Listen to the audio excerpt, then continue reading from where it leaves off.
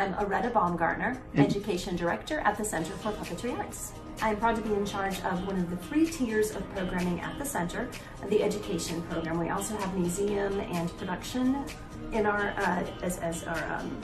as our elements here, and all the education stuff is me, so it's professional development for adults, corporate workshops, outreach to elementary schools, and anything on-site that we do here as well. I'm also in charge of our Girl Scout STEM programming, our Sensory Friendly initiative, and any of our special on-site and outreach workshop programs.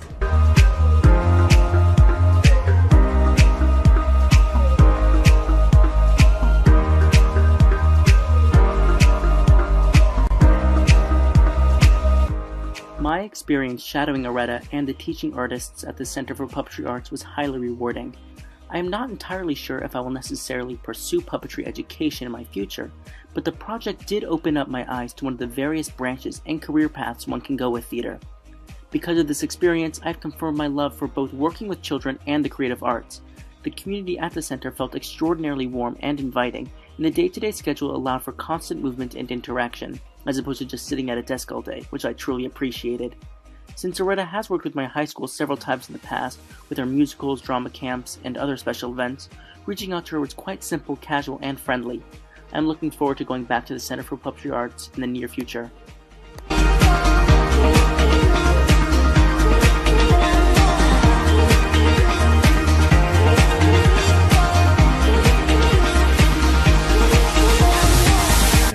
Principal of the company, partner, and I'm a registered architect. We're working on several projects, some for Georgia Tech. We're also working on a corporate renovation and addition project, and we're wrapping up a community center in Union City, Georgia. My experience shadowing Mr. Clementi at Schneider Wright was very eye-opening. Architecture was a subject that I was not familiar with but had a strong inclination towards and wanted to learn more. One of my dad's clients is this firm, so I thought it would be a great experience to shadow here for a day. Perhaps it was because I did not fully understand what was going on, but I was slightly surprised at the monotony of the job. For nearly the entire day, Mr. Clementi was at his desk responding to emails and checking regulations for various projects. I did not know quite what to expect, but I did expect some more creative flow and collaborative design. Nevertheless, everyone at the firm was extremely kind, friendly, and welcoming. This project has not swayed my interest in architecture, and I am thankful for the opportunity to look into what a real architecture firm does on a normal day. For my SLJC shadowing project, I had the opportunity to shadow Miss Marilyn Margolis, the CEO of Emory Johns Creek. Emory Johns Creek is a world-class academic medical center associated with Emory University. Various services are provided at the hospital, such as sleep medicine, imaging, and the world-famous Winship Cancer Institute. I've always wanted to enter the medical field, and throughout my high school career, I've had opportunities to shadow various physicians, including orthopedic surgeons, anesthesiologists, plastic surgeons, radiologists, and therapists. These experiences have given me an insight into the work done in the hospital directly concerning patient care.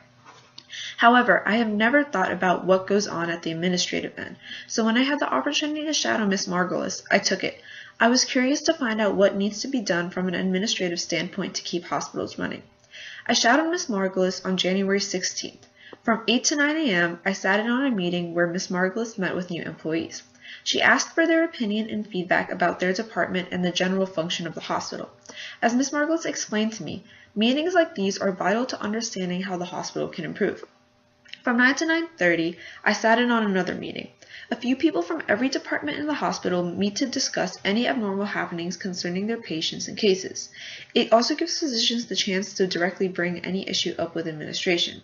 From 9:45 till 10:30, I joined Ms. Margolis as she met with a few contractors to see how the functionality of the hospital can be improved. We were walking all over the hospital, and one thing that struck me was how Ms. Margolis stopped to ask every person we passed how they were doing and see if there was any way she could help them. It was a very kind and genuine gesture, and the first time she did it, I was slightly surprised as she is a very busy person. It showed me how much Ms. Margolis genuinely cares for the business she's in. I told Ms. Margolis about how I'm thinking about becoming an interventional radiologist, so from 10:30 to 11:30, she let me shadow a PA in the radiology department who was performing a bone biopsy. I wasn't allowed in the operating room since I'm not 18, but I watched from the operation theater. I was very surprised by how quick and clean the procedure was. From 11:30 till 12, I sat in on another meeting about the general performance of the hospital. It was interesting to watch how the administration came to decisions concerning the function of the hospital so quickly after being given the relevant information and data. I still want to enter the medical field, and although I enjoyed spending the day with Ms. Margolis, it's not something that I could do as a job. One of the main reasons I decided that I wanted to be a doctor is because I don't want to spend my life seated behind a desk or going to meetings. While the content of the meetings is interesting and crucial, after a while I know that it will just bore me. As such, I don't want to be part of the administration of a hospital, but I still want to work in one.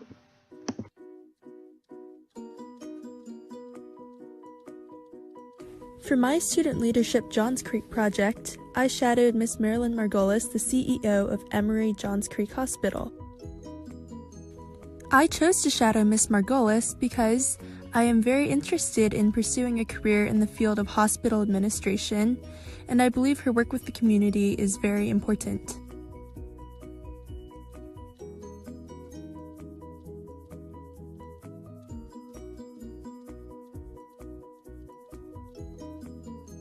The first thing I did was attend a seminar on improving the patient experience, focusing on doing whatever possible to aid the patients and their loved ones, no matter your position at the hospital.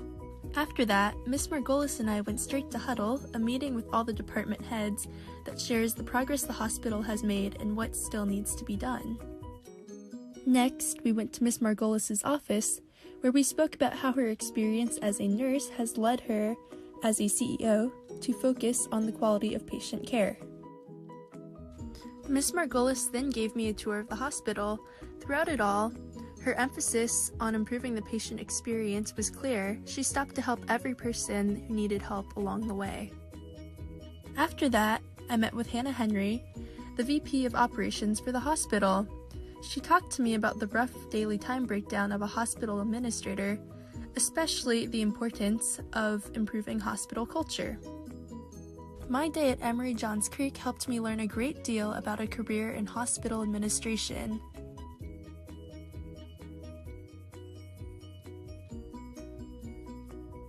Talking with Ms. Margolis, I learned a lot about the daily meetings and budgeting that a hospital administrator must do. As a result, there is a lot of teamwork involved, and Ms. Margolis delegates some of her responsibilities to fellow hospital administrators. As a leader, Ms. Margolis also demonstrates positive behaviors that improve patient care. When I talked to Ms. Margolis about her job, she said that she appreciated being able to build a good team. However, she does not like getting bogged down in the details of the job. Based on the strong interest inventory, the field would be a good fit for me, as it is investigative, conventional, and social. I am concerned about work-life balance, though, because the field requires constant community interactions, even when work hours are over. Since I've shadowed, I've become more convinced that the field of hospital administration would be an excellent fit for me. Hopefully, I will be able to pursue it in college and beyond.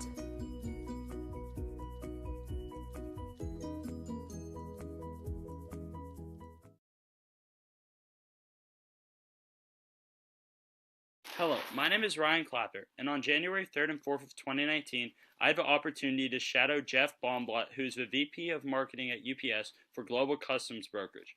For the majority of Thursday, January 3rd, we talked about the basics of Global Customs Brokerage, like the different types of freight forwarding, which is basically shipping. We talked about ocean freight, which is used for long-distance overseas travel from country to country and is used because it is able to ship more than air freight, which is used mainly to ship products from one place in the United States to another place or from the port country where the ocean freight is dropped off to an inland country. And then you have basic brown truck freight forwarding, which is the man who comes to your house and is able to drop off a package for you. Foreign trade zones are also used, so companies can keep their products in the country, but they are separated into a zone that has not yet come through customs, so it is not taxed, thus allowing companies to help maximize their profits.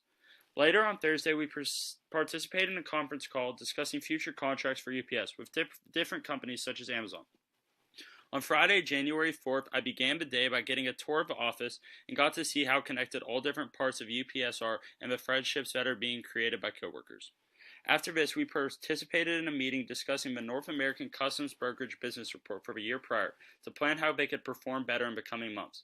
I was really thankful for the opportunity to meet my shadower my shadow work, because it helped me reassure my belief that I want to pursue a career in international business, since it presents you with opportunities to interact with people from across the world. My shadow mentor mainly works with a group for most of a day, and he leads them, a group of 3 to 4 of them. He showed me how to be understanding and listen to what everyone else has to say, which is a very important leadership quality.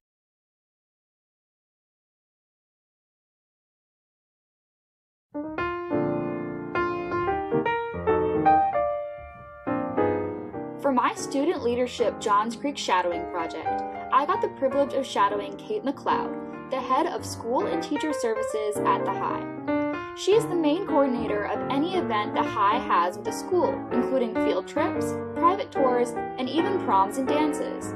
She oversees thousands of schools every year in coordinating events to get students involved in the arts.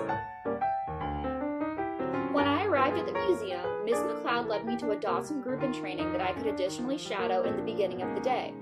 Dawsons are essentially tour guides for art that can explain pieces in detail and engage with their tour group. This group of Dawsons were specifically training to guide school groups on field trips. Since the High was recently reconstructed to allow more space and natural light into the building, the Dawsons were also learning the new layout. One thing that is emphasized to Dawsons is the concept of STEAM, which is like STEM but with an A for art. The focus of this concept is to get students to consider all aspects of a piece when studying art, like the materials it's made out of and what's happening in the work, to make connections to STEM subjects, in order to broaden the students' views of art and implement cross-curriculum conversations amongst the students. After shadowing the Dawson group, Ms. McLeod set up 2 interviews with other directors at the museum. The first interview was with Virginia Shearer, the Director of Education. Her job involves creating a platform to engage the Atlanta community with the arts through collaborative and research-based practice. She creates and leads initiatives and projects such as the Green Family Learning Gallery, which expands the High's interactions with families and are crucial to the museum's future. Finally, I was given the opportunity to interview Thomasina Ray, the Associate Registrar in the Exhibitions Department. Miss Ray's job involves the actual transportation of artwork and the placement of the art in the museum. She even took us to the base floor of the High, where we viewed pieces the museum has yet to put on display, as well as the main loading dock that climate-controlled trucks are stationed to transport art. I learned that the process of acquiring and transporting art is extremely precise, and the art must always be attended at all times, even in the back of a loading truck. Miss Ray also told us that the exhibitions department was especially busy at the time with anticipation for the Yayoi Kusama Infinity Mirrors exhibit, the most popular and demanded exhibit the High has ever had. After these interviews, the shadowing day unfortunately came to an end. I learned so much from this experience. I am an inspiring art student with a passion for creativity, and being the director of a department at the High would be an absolute dream to me. This made the experience so special. It was incredible to see just how much teamwork goes into operating the museum, and how without even one person the museum could not function in the way it does. Ms. McLeod told us that though her job can be stressful, the reward of being able to spread creativity and arts to the community tops any other downfall of the job. This experience has inspired me so much, and I am so thankful to have been part of it.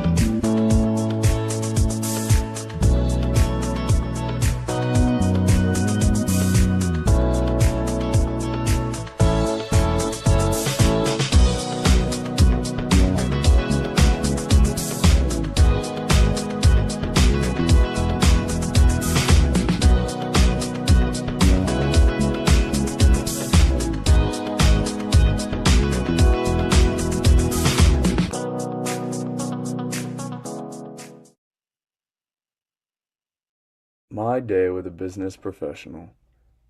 Ever since I was young, I've always enjoyed and been interested in developing and inventing things. This fascination and captivation of building structures has always fueled my dream of becoming a real estate developer.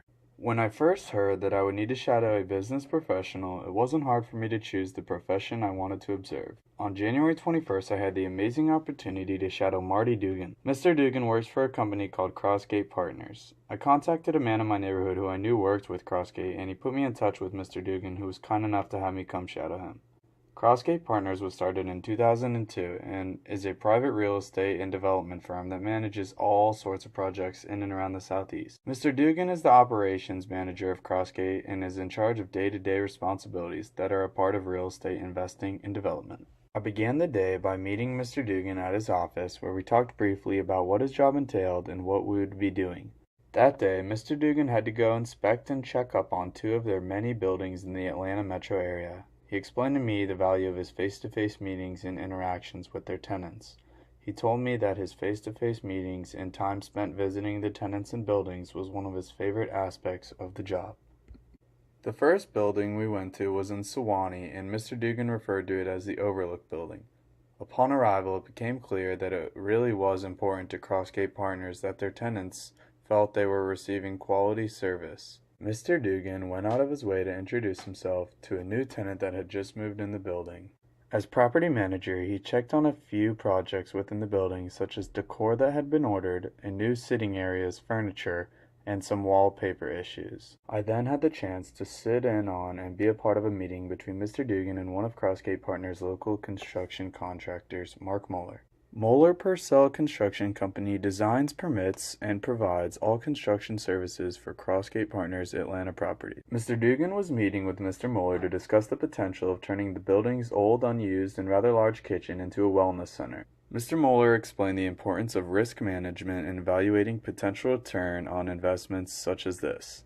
Then I had the opportunity to take a look at the theoretical blueprints for the Wellness Center. Our next stop was to a building that Crossgate had recently added to its portfolio. The building is occupied by Focus Brands, who own Moe's, Carvel, Cinnabon, McAllister's Deli, Auntie Anne's, and Jamba Juice. I was blown away with every aspect of the building. Inside, Mr. Dugan met with Crossgate Partners on-site building and maintenance manager. It was clear to me why Crossgate Partners viewed this as one of their prime buildings. By the end of my time shadowing, I learned a lot, and I loved the entire experience. Shadowing Mr. Dugan allowed me to learn more about the job he does and the company itself. I could tell by the smile that was stuck on my face all day that this is a job I would still love to pursue in the future.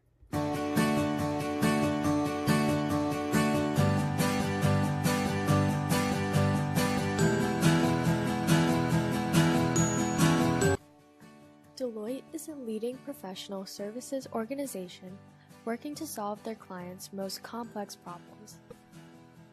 I shadowed Jose, a consultant at Deloitte. Jose's strengths are communication, arranger, includer, empathy, and input, the perfect characteristics of a consultant. The Center for Disease Control and Prevention has 14 different centers, institutes, and offices that work together to save lives and protect public health. Jose is working with the National Center for Emerging and Zoonotic Infectious Diseases to help the organization develop a strategic plan for their epidemiology and laboratory capacity grant program, which provides funding to state and local health departments across the country. My day started off at the CDC headquarters, where I was given a tour of the David J. Sencer CDC Museum, which had information on the newest medical advances, history of major epidemics, and sustainable technology. Next, I observed a whiteboarding session with Jose's team. They allowed me to participate and help them draw up a communications matrix. Something I really liked about consulting was the teamwork involved. It also takes problem solving, compromise, emotional intelligence, and analytical thinking to be an effective consultant. I was able to ask other consultants what they liked most about their job. Everyone either enjoyed working closely with clients, helping them solve their problems, and the people they work with. After my day shadowing a consultant, I would definitely consider working in this field in the future. Although I will be studying nursing in college, I learned that a lot of consultants did not graduate with a business degree. It is this diversity in educational backgrounds that makes Deloitte a well-rounded organization.